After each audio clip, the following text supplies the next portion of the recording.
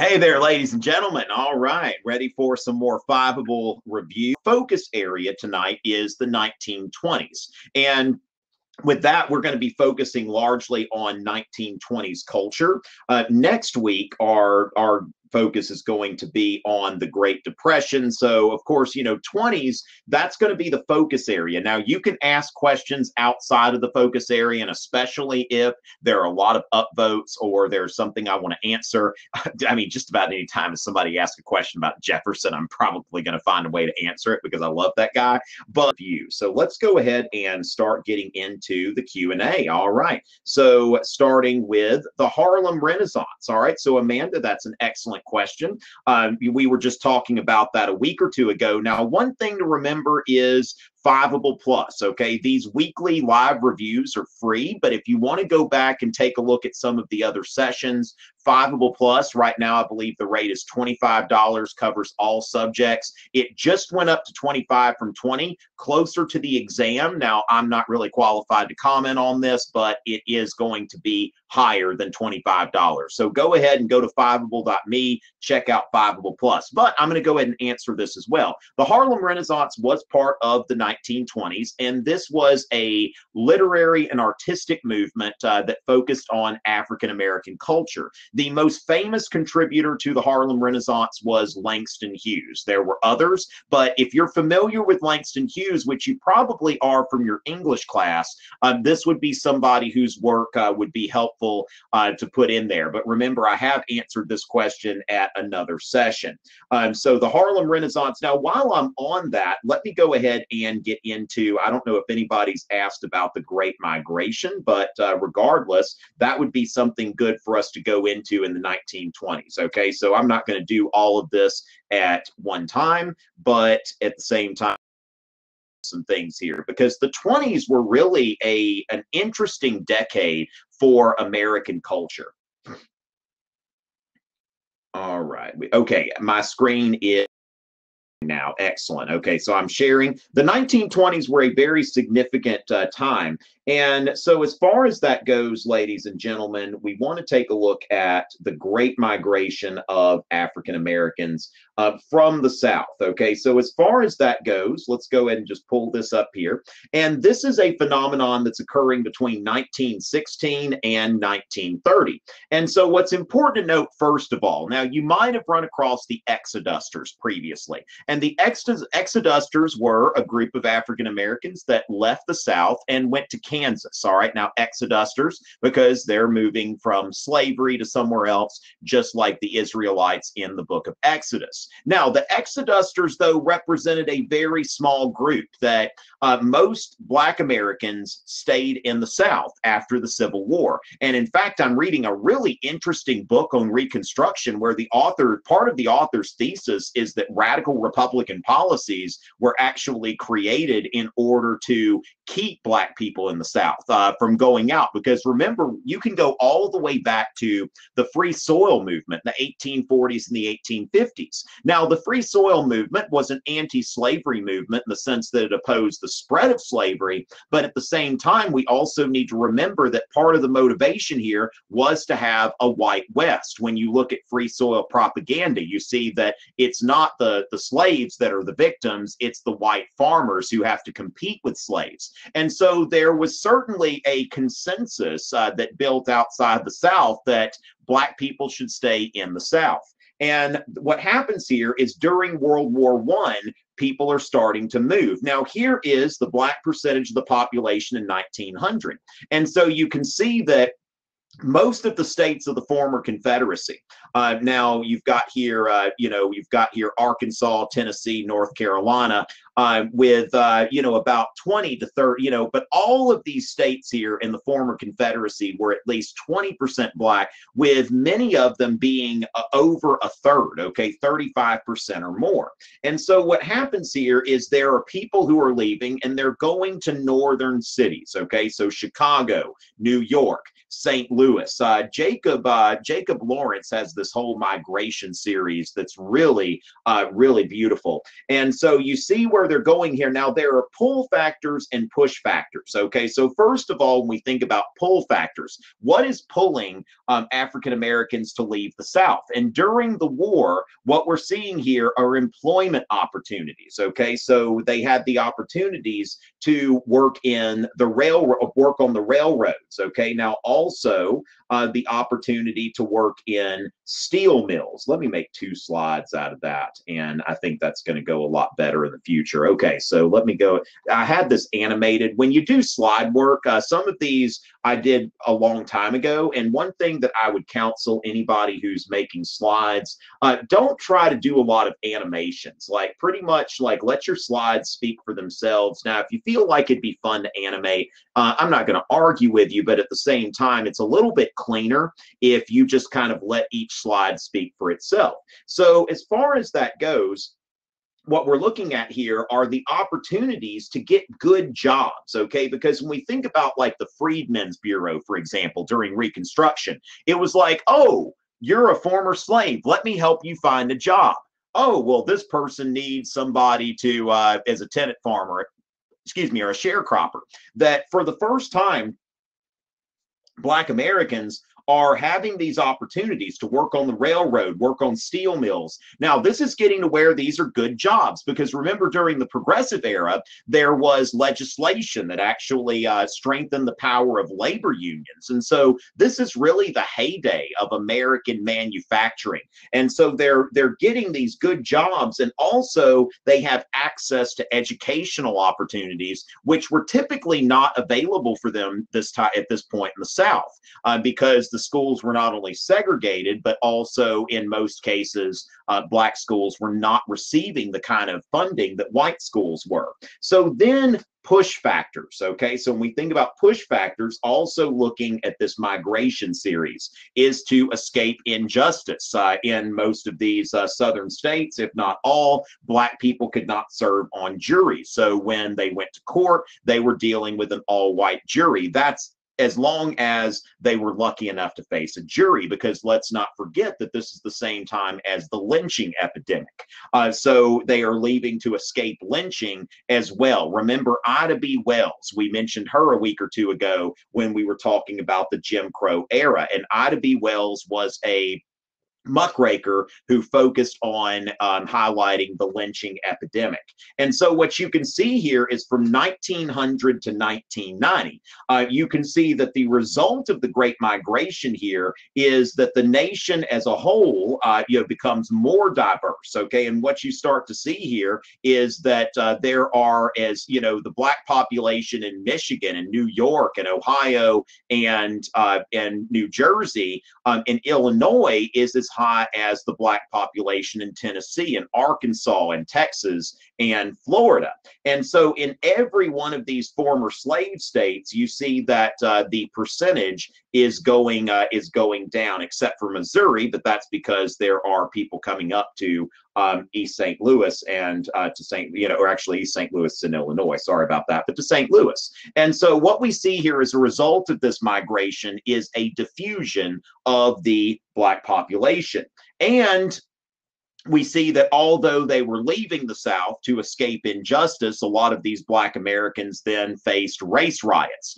So remember that it's not, read the autobiography of Malcolm X. I tell everybody this, that if anybody thinks that racism is an exclusive product of the American South, they're going to be hard-pressed to find justification in that belief. So you see these race riots in East St. Louis and Chicago. Of course, at the time, Woodrow Wilson was president, and this was the president who also segregated the federal workforce. So as far as that goes, you can see here too, and this is a really disturbing photo to me, because it really, when I look at this photo of the aftermath of the Chicago race riot, I'm really reminded of like Kristallnacht. I mean, it really, when you look at photos of Kristallnacht, it looks very similar to this. And so this is something that you see happening as a result of the Great Migration.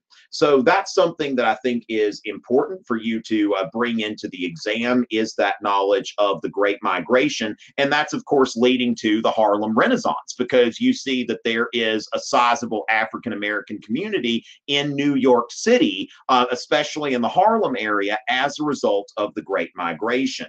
All right, so we've got, we started with some good stuff here. All right, so as far as that, yeah, so hey, Miss Stefanik, very glad to have you here, and Miss Richmond's class. Thank you for every teacher that's sending your students here. I'm personally honored. I'm sure the folks at Fiveable are appreciative of that. Okay, so what are the similarities? Okay, then another thing. All right, well, we'll go ahead and settle all the race stuff right here at the beginning, and differences between the KKK a few decades before and during this time period.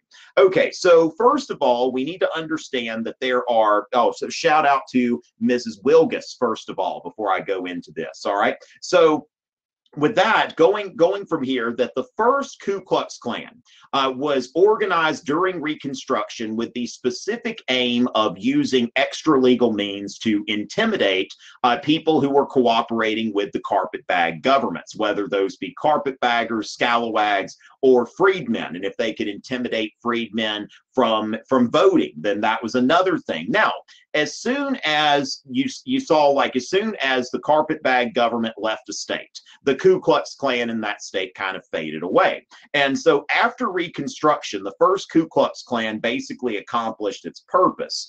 Yes, there was a second version of the Ku Klux Klan. And what we need to understand is that that goes back to the movie Birth of a Nation, okay? And if you're not familiar with that movie, you certainly don't need to watch the whole thing or anything like that. But just the premise here is, and I've got some other things that we'll talk about, but there's a lot of social upheaval in the 1920s. And the question is, who will defend America, okay? Or these like white Anglo-Saxon Protestant values, right? What we might call a WASP, all right? And so as far as that goes, the 1920s were the heyday of the second Ku Klux Klan. And there's no literal connection between the first and the second Ku Klux Klan. That what inspired this is in 1915, you had this movie Birth of a Nation, which was screened at the White House. It actually showed like quotes from President Woodrow Wilson's book. So Woodrow Wilson had been a history professor before going to become the president of Princeton University, and then going into politics, being the governor of New Jersey, and then the president of the United States. So this film was screened at the White House, and it showed what was really the prevailing notion at the time. Okay, so when you look at this time is really the low point of race relations in America, and so this was the most successful silent film ever. And what it did, it portrayed the Civil War, and then it portrayed a version of Reconstruction that is focusing on these poor Southern whites who are being victimized by these carpetbag governments, which was the prevailing historiography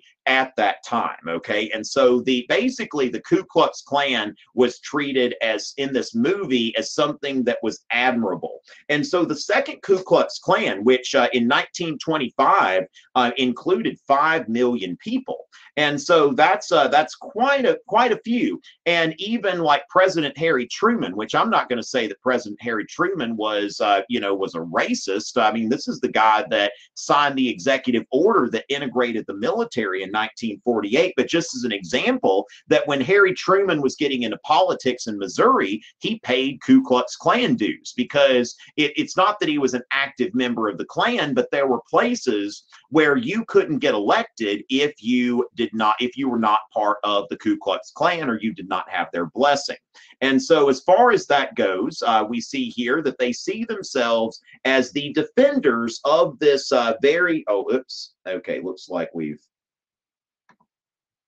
did I think I was sharing my screen, but I wasn't? Okay, so in that case, let me just kind of show, so we'll go ahead and share the screen there. All right. Yes, Sherwin, I think that that's a good example. That's kind of what I'm getting at here. Okay, so we're bringing in the screen share. I'm not sure if I was screen sharing earlier, but let's see. Okay, my computer, I probably need to close some tabs or something like that. Let's see. So we are screen sharing. We are screen sharing.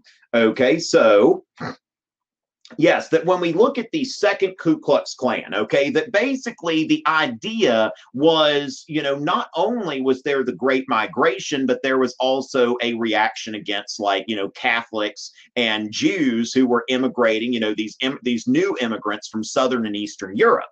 And so, they looked at this and it's like, oh, well, the first Ku Klux Klan, they purified the South and restored, white rule. And so what they're looking at here is, yes, that anyone who's an immigrant, a Catholic, a Jew, someone who's Black, that this is really a very diverse, well, in the sense of the Klan, diverse might not be the best thing, but a diverse array of prejudices. All right. And so what you see here is a cartoon where a Klansman has the American flag in one hand and the Holy Bible in the other. And you see here where he is sitting on top of a Catholic bishop that he has toppled. And this is something that, when you saw what happened with that, with the group, those Catholic kids from Kentucky and that Native American, a lot of people forget that Catholics have been discriminated against. Now, they're today the largest single religious group and make up about a quarter of Americans, but this nation has a very long history of anti-Catholic bigotry. And of course, I think a lot of people, just they saw, a little picture or a short video. But, there were some people that I saw on Twitter that, it was kind of like, there were some anti-Catholic undertones to some of those things. And I think people need to be, sensitive about that when we study our history and we see like this very long history of anti-Catholic bigotry. So yeah, as far as when we look at this, the 1925 March on Washington, that, there you see the, even the women's auxiliary of the Ku Klux Klan, that they're marching as well. And something to see here too is it's a nationwide phenomenon. Now, although the second Ku Klux Klan was brought into existence at a rally in Stone Mountain, Georgia, outside of Atlanta, where today they've got a whole bunch of amusement parks and stuff. It was really strongest in the Midwest. You can see that Indiana was really kind of, as far as there being a place where the most officials were elected with Klan support, as far as statewide and, federal officials, governors, U.S. senators, you see that it was most powerful there in the Midwest. And as I've mentioned before, I mean, now Hugo Black, just kind of ironically named Supreme Court Justice from Alabama, was in the Klan. Robert Byrd from West Virginia, Harry Truman from Missouri. These are all people who had a past history of being part of the Ku Klux Klan. Now, Senator Robert Byrd, when he was asked, what advice do you have for young people getting involved in politics? He's kind of half jokingly, I mean, by the time he's an old man, he's not, he's regretting that he was once a member of the Ku Klux Klan, but he's just like, stay away from that, okay? Because really, even as he got older, when people met him, people are thinking, that guy used to be part of the KKK. And so as far as that goes, but he says here, I saw the Klan could provide an outlet for my talents and ambitions. So understand that during the 1920s and slightly later than that in some cases, like Senator Byrd was, but got elected in U.S. Senate in 1959. But as far as that goes, we see that. Now, also note that the decline of the Ku Klux Klan, by 1930, we see a very steep decline in Klan membership. I think, once the Depression hits, people have a lot more to worry about than, oh, there are too many immigrants here or something like that. But you did have folks like this Indiana Klan leader that was imprisoned for a very brutal rape.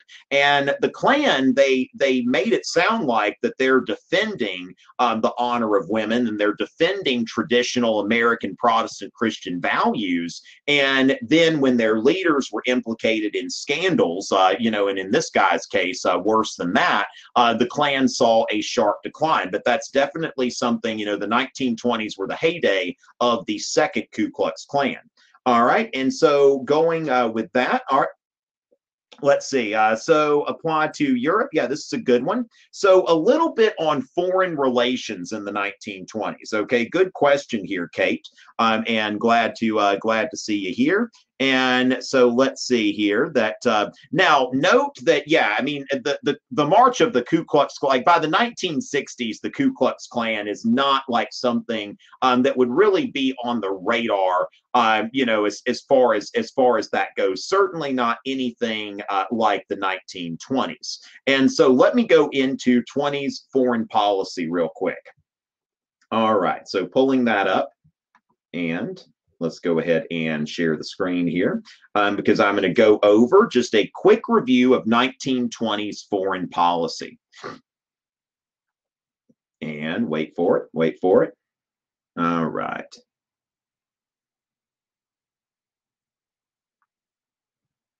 All right, waiting for it. All right, okay, so we're sharing. Okay, is my screen sharing now? It should.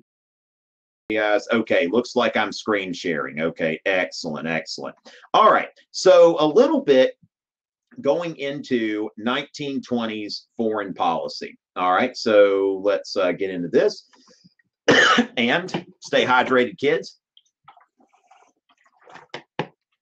So as far as that goes, ladies and gentlemen, that we see now, one thing that I wasn't aware of, like Woodrow Wilson actually ran for re-election. One of his slogans in 1916 was America First. Of course, President Trump has most recently used America First, okay? And of course, you've got the America First Committee in the 1930s that was opposed, you know, in 1940 that's opposing getting involved in World War II.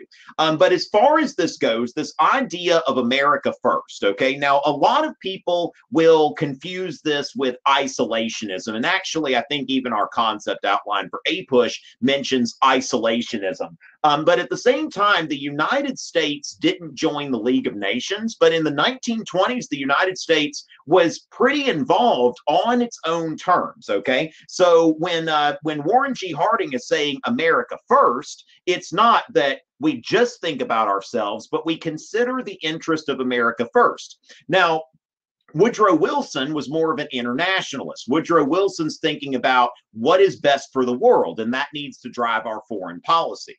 And so what you see is really an injection of what you would call foreign policy realism, whereas Woodrow Wilson was a foreign policy idealist. But then again, there are some ideals there as well. But like I said, the myth is that U.S. foreign policy was completely isolationist.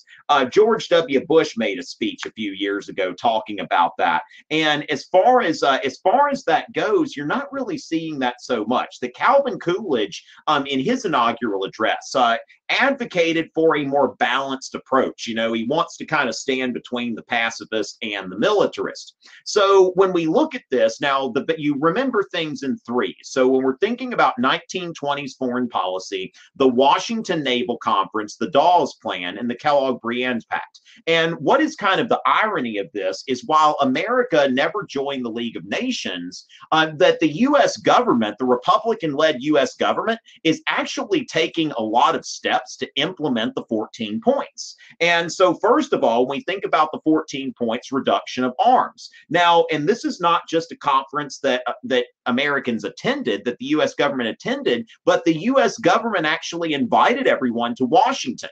And so they had the Washington Naval Conference, where the objective was to have naval arms control and to avoid another arms race. And what they did here is they addressed ratios, okay? So they decided that for every aircraft carrier you have, we'll have one. So Britain and the United States, because they both have to maintain a two ocean navy, they get 5.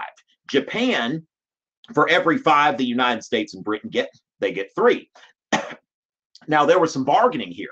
because Japan, they were like, you only need 2.5, and Japan's like, we want 3. And there's a reason for that. That's kind of interesting foreshadowing that Japan's thinking in terms of, if we go to war with the United States, we need to be able to take out the U.S. Pacific Fleet, which is exactly what they attempted to do at Pearl Harbor and failed. Now, as a result of the Washington Naval Conference, the United States starts dismantling dreadnoughts. Now, what's funny about, this is today, that we have an aircraft carrier in service for every other aircraft carrier in the world. There are about 50 aircraft carriers, and the United States has about 25 of them right now. But at this time in the 1920s, a lot of these, perfectly good dreadnoughts named after my own state here is dismantled. Now, then there's the Dawes plan. Okay, now remember that Woodrow Wilson, wanted to try to, have a peace without victory. Now, Britain and France, they weren't so big on that. Now, remember, this is different than the Dawes Act, okay, which had to do with breaking up Indian reservations, okay? But the thing is, what happens here is the United States provided loans to Germany, okay? Germany was having trouble paying their reparations. So the United States gives $2.5 billion in loans. I assume that on pretty good terms, but then Germany then pays $2 billion to the Allies in reparations. They keep a bit of it for their current problems. And then the Allies pay their war debt to the United States. So it's really like a colossal money laundering operation. And the Dawes plan got Dawes a Nobel Peace Prize. Now, it also, of course, the Nazis, are ungrateful people, right? You wouldn't be surprised there. But at the same time, you see here, this is a Nazi propaganda poster, break the Dawes chains, it says. And of course, that's one thing, that while the United States was giving Germany some relief, Germany was still in debt to the United States and would need to pay back that money. And then finally, there's the Kellogg-Briand Pact, which it was named for, again, the United States taking a leadership role here. That the Kellogg-Briand Pact is about, it's named for the United States Secretary of State and the French Foreign Minister, and several nations signed on to this, and it renounced war as an instrument of foreign policy. Now, of course, those of you studying history, you can go ahead and laugh a little bit, right? Because we know what's going to happen within just a few more years. So as far as that goes, that's a little primer on 1920s foreign policy. And so then, okay, well, this is good. I like this one here, okay? Because one of the biggest things, Jake, about the one of the things is, the dreadnoughts. Oh yeah, the dreadnoughts, like that was like leading into World War I. That was like the ship. But I wish, I think even one thing, as somebody who loves history, the HMS Dreadnought was scrapped. It's like, I wish that the original HMS, that we could go to the scrapyard and be like, no, this is a historic ship. And, don't do that. And remember, everybody, this goes on for about an hour. We'll be here for about another 30 minutes, plus or minus a little bit. Okay, so let's think about, Jake, one of the biggest things of the APUSH exam is knowing what historical period, having a view. And I think not just, this is one thing, and I get on my soapbox about this a lot, that I'm not a big fan of numbered period culture. And let me explain why. Because technically, the Progressive era and the 1920s both fall into the so-called period 7. But these do represent different times in history. And so when I'm dealing with tutoring clients, which I do offer online tutoring through my website, individuals and groups, go check it out, tomritchie.net. But when I'm dealing with clients and they use like numbered periods, okay, so what I talk about here is that we need to understand like the Progressive era. We need to understand the 1920s, and nowhere on the APUSH exam do we ever see a numbered period mentioned. So first of all, let me just kind of take you through a few things here, because you would go to back to before the Civil War.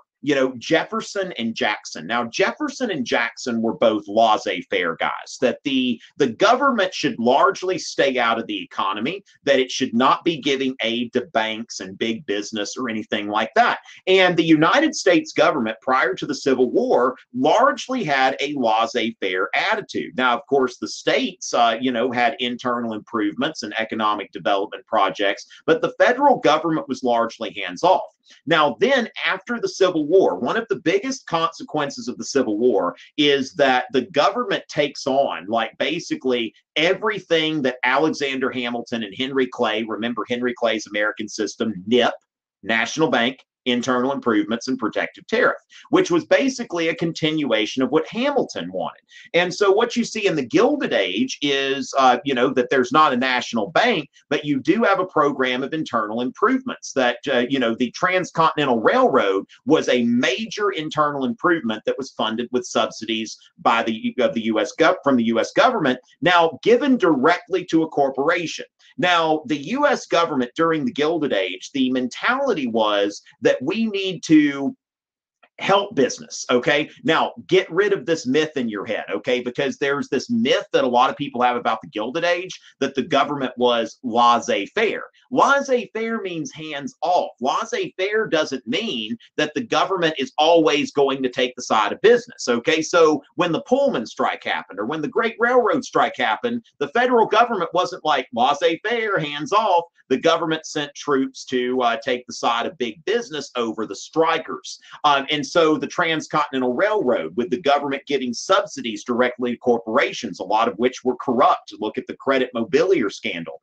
And then you've got that political cartoon, The Bosses of the Senate, that there was this perception during the Gilded Age that that the Senate is run by monopolists, that the monopolists are running our government. And so, of course, that brings about the Progressive Era. So as far as that goes, well, one thing, and I would be very careful about, picking sides or whatever, because when you look at it, I think that Teddy Roosevelt really had like a good balance. Teddy Roosevelt's square deal was about, for example, when the anthracite coal strike happened, Teddy Roosevelt said, both sides come to the White House. Now, the business leaders weren't too happy about that, but Teddy Roosevelt said, come to the White House. I'm going to be here. And when the business leaders said, we're not going to show up, he said, well, I'll just listen to the labor leaders. And so when it comes down to it, Teddy Roosevelt was like, let the government not take sides between labor and capital. But of course, the Progressive Era, there was definitely a move toward the government regulation of business. And in some cases, maybe that went a little too far. Like everything's kind of a reaction. It's like the Progressive Era was a reaction to government policies during the Gilded Age that really aired maybe a little too much on the side of business. And so then you get to the 1920s. And the 1920s was a Republican-led government that I would say was kind of a cross between maybe all three of them to a certain extent, okay? Because when it comes down to it, definitely a bit more hands-off, definitely pro-business, okay? That policies at that time were favoring business development, taxes were low, so that's something that encourages business. Now, of course, at the same time, I could go into this in this session, but I'm not going to spend a lot of time on that. In a fiveable session, there's that whole idea that taxes were cut for the rich, but the taxes during World War I on the rich were like 75%. I mean, an unsustainable taxation rate. That when you compare the rates of taxation in the 1920s to the taxes in 1916, it's only the top group, only the top earners, if you take out the war taxes, only the top earners are paying more taxes in the 1920s than they were in 1916. And so, Andrew Mellon, who was really, as I see it, a scapegoat for the Great Depression. He was the Treasury Secretary during the 20s. He wrote a book called Taxation: The People's Business. Okay, and so in Taxation: The People's Business, Andrew Mellon said the trick is for the government to set taxes low enough so that people don't avoid paying them. Look at last year. I think I've just read not too long ago that Amazon's paying zero taxes. Unacceptable, right? And so the thing is that Andrew Mellon would say that if we had a tax structure that makes it easier to pay taxes than to avoid them, then you'll actually have more revenue coming in. And during the 1920s, not only did government revenue go up, but also you have the situation where the top earners were actually paying a higher percentage of the total taxes. Now, of course, there were some other things like the cheap credit policies of the Federal Reserve and, of course, the installment plan and consumer borrowing that are leading to the Depression at that time. All right. So, yeah, I mean, really, Amazon not paying taxes, surprise, surprise. And so the 20s, I would say that it's not the Gilded Age. It's not like a corrupt government that's like, going in and like, but it definitely is kind of in some ways bringing it back a bit more toward Gilded Age government policy. But still, one thing to note about Andrew Mellon, it was still a progressive taxation system that Andrew Mellon was. So it wasn't that the 1920s just completely threw off the progressive era, but it definitely was a, more of a, I think Calvin Coolidge had a bit of a Jeffersonian streak as well, that kind of a wise and frugal government type. Now, as you're mentioning that when we get into the Great Depression and the New Deal, then FDR is definitely bringing government back in there. So we see all of these different things there, just like, you're going to have later the Great Society and Lyndon Johnson, and then you're going to have Ronald Reagan come in, okay, and, talk about how we need to try to, of course, he's not successful in gutting these programs, but he tries. But yeah, this is definitely important, Jake, thinking about the cyclical nature of government and its approach to the economy, and think about not just by numbered periods, but also by specific periods of U.S. history. And so compare and contrast the second industrial, let's see. Keith, I'm not quite sure where we're going with that. I'm not.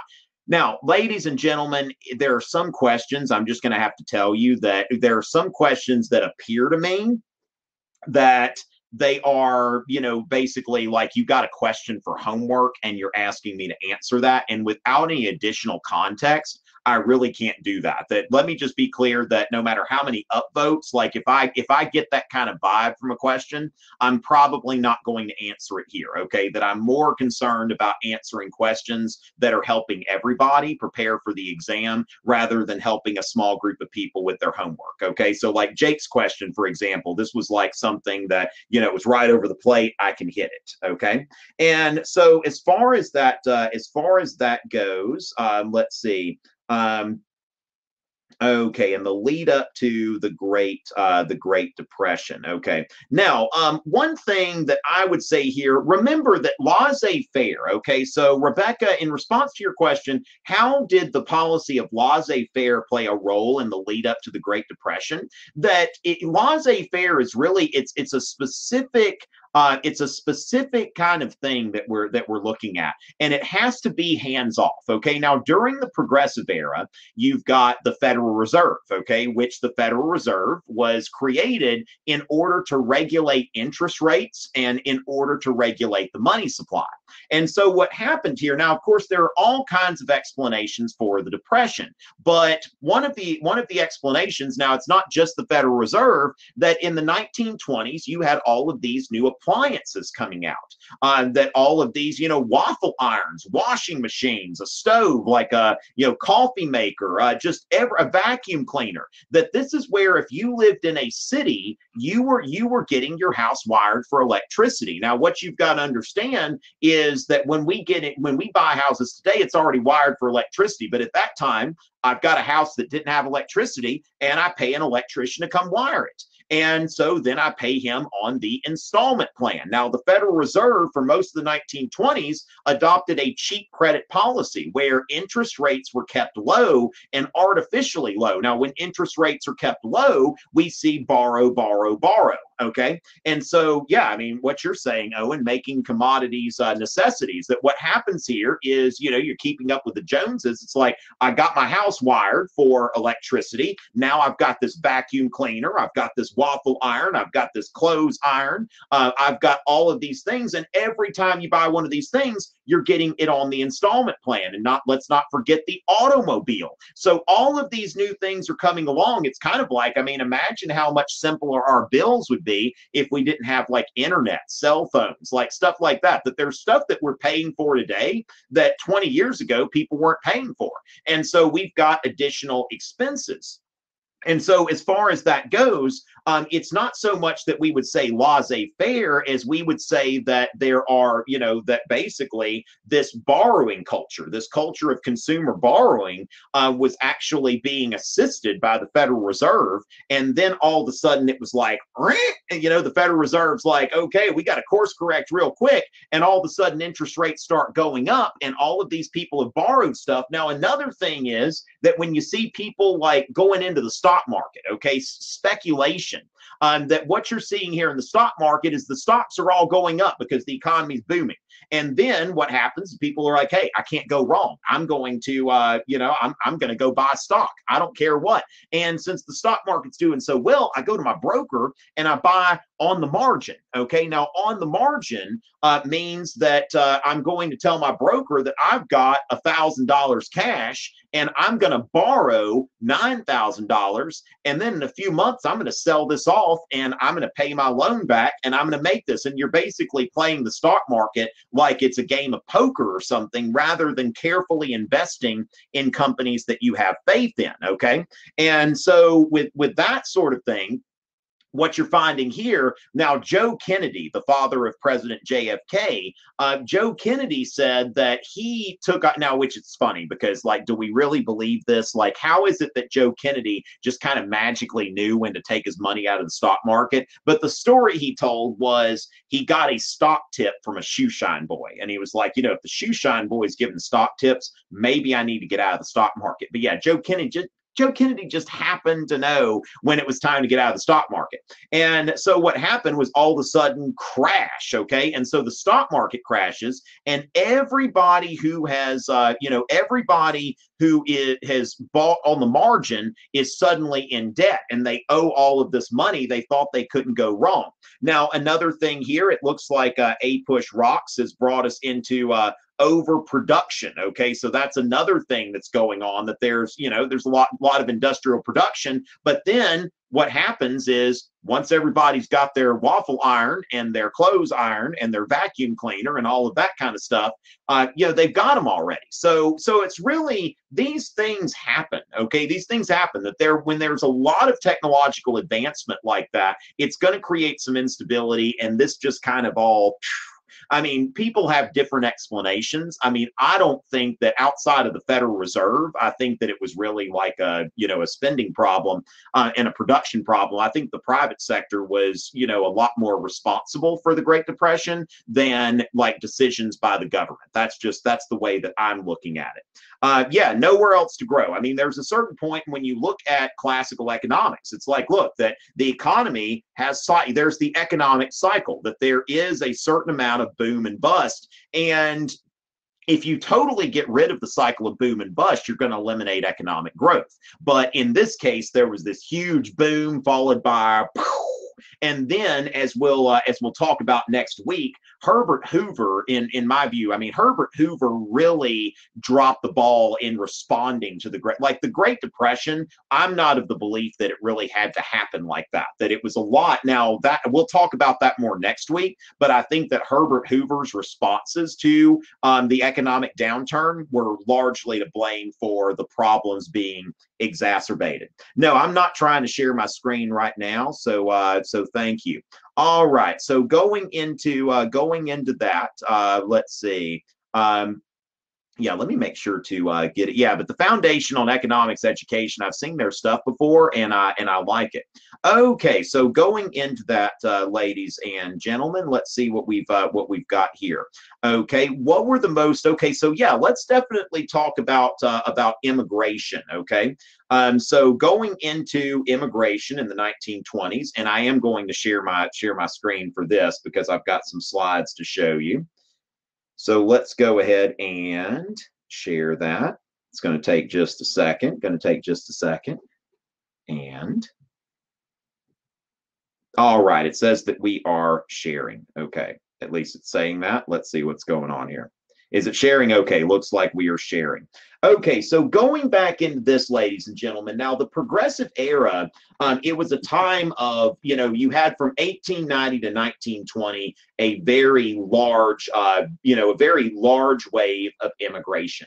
And as far as that goes, that these immigrants were coming from Southern and Eastern Europe. Now, when we think about what's going on here, you have what I'd call the culture war, okay, in the 1920s. That think about this. A lot of these immigrants are coming from Eastern Europe. What's happening there? Communist revolution, okay? So the Bolshevik Revolution occurred in 1917.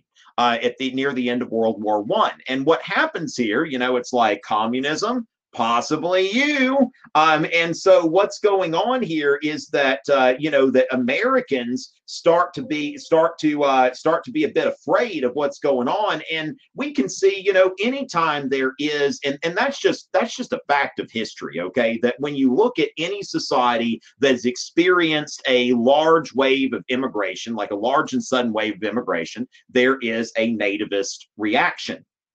All right, and let's see, my computer's being a little bit silly now. Okay, so there's going to be a nativist reaction. If something happens, if somebody needs to be scared, let's blame the immigrants, okay? So the first Red Scare in 1919 and 1920, that all of these immigrants have come in, we don't know who they are, and they come from areas that have been radicalized. And so you can see here a political cartoon where, now another thing is that, remember, after World War I, you have several strikes, because all of the AFL-aligned unions, they stopped striking during World War I as a patriotic duty. Now, after World War I, you see that the strikes come back with a vengeance. And so you see here where this cartoonist is associating the labor movement with Bolshevism. And where is that going to go? It starts with strikes. Where is it going to go from there? And are these labor unions being motivated to strike by radical immigrants who are trying to bring down our government and our American way of life? And that's certainly what the Attorney General Palmer, felt. And so basically the Palmer raids in 1920 targeted radical immigrants, people who had some sort of history or suspected history of communism, socialism, anarchism. And we see here are some folks awaiting their deportation hearings. And so as far as that goes, we see here that the targets are, what they believe to be radical immigrants. And this is the 1920s. This is actually the time where the ACLU was founded, the American Civil Liberties Union, to try to protect this sort of thing. Because when we look at it, I mean, part of our First Amendment is that we're not afraid of anarchists, socialists, communists, people who are trying to undermine the American way of life. Like, we don't believe that that's possible. As far as if we have free speech, we believe that, that freedom will prevail. But there are times in U.S. history where the government and the population have gotten a bit paranoid. And so, of course, this is a symptom of nativism. Now, at the same time, it's something that happens in any society. That when you look through United States history, there is a spike in immigration, there is a nativist reaction, there is a decline in immigration, and then that group of immigrants assimilates. Okay, so think about it, like somebody who's an Irish American or an Italian American, their ancestors were discriminated against when they got here, but then over the years they have, they've gotten mainstreamed into American society. And so we see here, going all the way back to 1891, when these new immigrants started arriving, that basically we see here the mafia, the anarchists, the socialists, where's all this coming from? And this little guy showing Uncle Sam that, well, there you go. Okay, you're wondering where all these problems are coming from. It's coming from these immigrants from Southern and Eastern Europe. Now, when we look at immigration in the 1880s, okay, which immigrant groups that typically are not hassled when they get to the United States are people who are white, Protestant, and preferably English speaking. If somebody has all three of those qualities, they're not going to, or even two of those in a lot of cases, they're not going to run into a lot of trouble. And so historically, most immigration to the United States, it's like the majority of Americans have ancestry that's that's either British Isles, German, or Scandinavian. And so what happens here is in 1890 we start to see a shift in immigration. So 1900 to 1909 we see Southern and Eastern Europe. Okay, so we see people coming from Italy, Greece, Poland, Russia, people who are not English speaking, not coming from Protestant backgrounds, and coming from places that don't have strong traditions of Republican government. Even though the U.S. government was going pretty hard after these radical immigrants, they were there. It's not the U.S. government wasn't making it up. Now they may have been ramping up the threat, but they weren't making it up that these people had been radicalized. So as far as that goes, we see here that in 1920 we start to see a drop, and the idea is in the 1920s, what can the government do to slow down this tide of what they would view as undesirable immigrants? So you see this, this cartoon from the Chicago Tribune. Now, anytime you see the Chicago Tribune, that is going to be a Republican Party newspaper. Okay, it's been pretty consistently Republican ever since it was founded. So as far as that goes, now it took a break. I was actually looking over this with a tutoring client that the Chicago Tribune actually endorsed Barack Obama for both of his terms, but before that, always endorsed Republicans, and in the most recent election endorsed Libertarian Gary Johnson rather than endorse Hillary Clinton or Donald Trump for the presidency. So you're seeing a pretty conservative Republican viewpoint here, and so you see here the undesirables are coming in, and it says here, close the gate. Okay, so there were two immigration restrictions that were passed by Congress. Now, first of all, the Emergency Quota Act in 1921, which said that we're going to take in. Now, before this, you had the Chinese Exclusion Act, but this was the first quota system. And of course, the United States still, ever since then, it's controlling immigration isn't it's a neutral, kind of thing there. And also that the United States by this time is industrialized, and there's not as much utility in all of these immigrants coming in. And so you see here that the Emergency Quota Act in 1921 said that it restricted people coming into 3% of people from that country living in the U.S. in 1910. And then the National Origins Act of 1924, 2% of people living in from that country living in the United States in 1890. So essentially what's happened here is they've created a situation where if someone wants to immigrate from Britain or Ireland or from Germany or Scandinavia, they're not going to have any problem. But if somebody wants to immigrate from Italy, from Greece, from Poland, from Russia, they're not going to have as easy of a time. Now, another thing here is, now you can see it definitely had an effect on immigration from Southern and Eastern Europe. Now, also, what's kind of, what's interesting here, given our current situation, the only immigration that went up and was really uncontested during this time was immigration from Mexico. And so, immigration goes in cycles, just like the economy and anything else in U.S. history. It's just appreciating the cyclical nature and how, you have the ebb and flow in all of these different things. Now, the 1990s don't figure in really highly into this exam, but the O.J. Simpson trial in 1995, it really brought a lot of attention to race relations in the United States. And so, it became a trial that everybody was glued to. I mean, teachers can remember, like, I mean, I remember I was in high school, everybody made bets on this trial. Like when the verdict was announced, I remember walking out of the classroom into the hallway and there's a bunch of money changing hands. I mean, everybody was watching this trial. Now, the trial of the 1920s was the Sacco and Vanzetti trial. And so these guys were Italian immigrants, anarchists, and they're accused of murder. So, I mean, they're basically guilty already, right? Now, the thing is that the evidence was less than conclusive. Now, if I were to guess, I would say that at least one of them was probably guilty, but not beyond a reasonable doubt. And this became a flashpoint here for, for immigrants. So really for Italian Americans, they demonstrated because they thought that these guys had been found guilty of being Italian. And so you see here that there were a lot of people that, that were in a parade. You see, here's the funeral procession for Sacco and Vanzetti.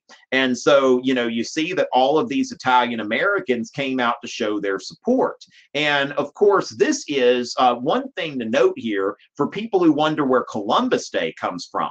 When FDR was elected to the presidency, now at that time, the Republican Party its base was native-born Protestant whites, whereas the Democratic Party included a lot of immigrant groups. And so when FDR was elected, part of what he did was he proclaimed Columbus Day as a national holiday. He had been the governor of New York, and he wanted to let the Italian American community know that I appreciate your votes, and you have as much right to be an American as everyone else. And so as far as that goes, we've got that.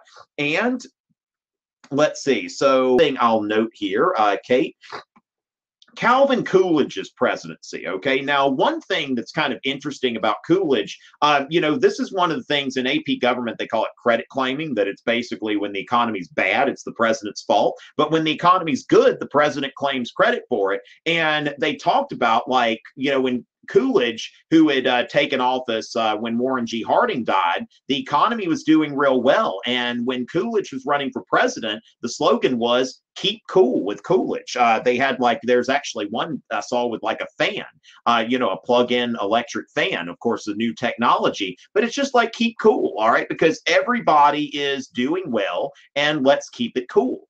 And at that time, Coolidge, now in 1928, Herbert Hoover was elected with, he even got some southern states. And this was during the, during the time of the so-called Solid South, always voting Democratic. But now the other side, one thing about Hoover is in 1928, people viewed the country as prosperous. Now, the other thing is that the Democrats nominated a Catholic. And so I think that probably had to do with the Republican candidate carrying some southern states. And so, yeah, I mean, it was a really interesting, when you look at the 1928 election, it's like a couple of New England states that had a lot of Catholics and then a handful of southern states that were voting. I mean, it was kind of, well, wait, never mind. Wait, what am I thinking? Yeah, that voted Democratic or, okay, never mind. Just look at the map, okay, that we're at the end of the session. My brain's kind of moving. But Coolidge's presidency, okay, was, government support for business, even though not in quite a Gilded Age kind of fashion,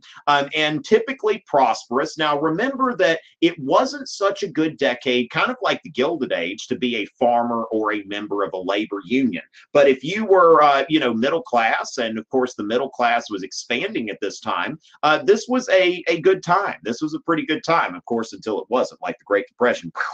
But, now some people may think that Coolidge's policies were responsible. I've said it before. This is just my view. I don't think that Calvin Coolidge had anything to do with the onset of the Great Depression. And I do also think that if Calvin Coolidge had been the president when the stock market crashed, we might not be talking about the Great Depression. I don't think that he would have tinkered as much as Herbert Hoover did.